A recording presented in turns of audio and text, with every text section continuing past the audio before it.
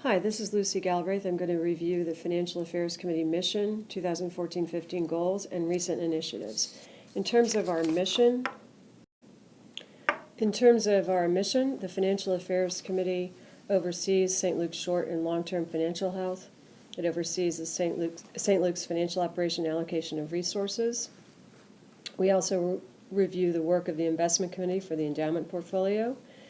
We review and monitor St. Luke's risk management program together with the audit committee. We oversee fundraising and the maintenance and improvement of physical plant and capital equipment.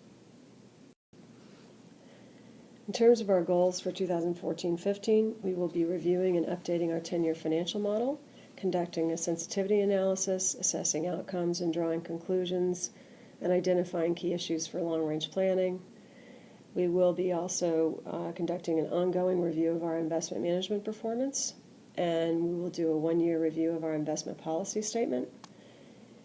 We are also going to be conducting a strategic review of our momentum campaign and look to potentially revamp our long-range capital raising goals. We will prepare our 2015-2016 budget. That process begins in November and concludes in January, where we seek approval from the board for the proposed budget.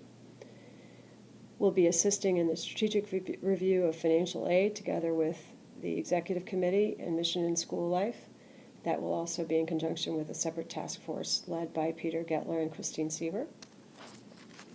We're also reviewing our facilities plan funding. We're looking to potentially fund the new turf field or turfing the lower field. And we are reviewing the completion of the science project funding.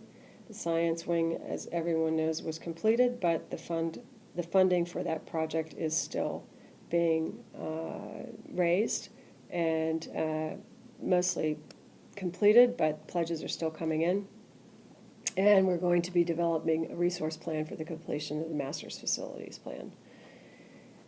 We'll be also exploring funding options for potential land acquisitions. We've had a few opportunities in the last year of parcels coming available, and we want to explore the different options that there might be out there to do a non-recourse potential financing or other types of structures, just so that we are armed when these opportunities do come to our attention, and we can think about how we might go about expanding.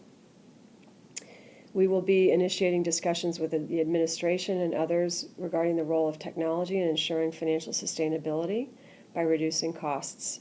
This is related, of course, to our long-range planning and conducting sensitivity analysis on our financial model, and to fostering sustainability.